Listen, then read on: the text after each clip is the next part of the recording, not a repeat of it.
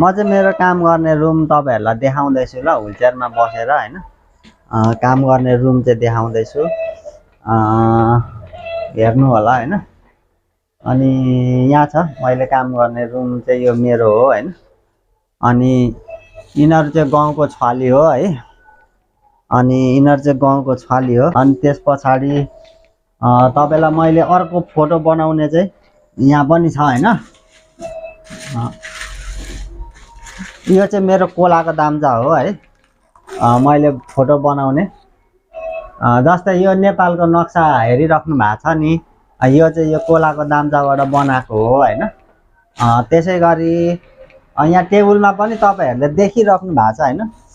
यो टेबलमा तपाईले देखिराख्नु भएको छ नि, यो चाहिँ यस्तो बुद्धको फोटोहरु, यसरी बुद्धको फोटोहरु चाहिँ मैले यसरी बनाउँछु हैन। यो तपाईहरुलाई मन पर्छ भने कमेन्ट बक्समा कमेन्ट गरेर लिन पनि सक्नुहुन्छ है। एकदमै राम्रो हुन्छ हैन, मलाई सहयोग पनि हुन्छ, मलाई सपोर्ट पनि हुन्छ हैन।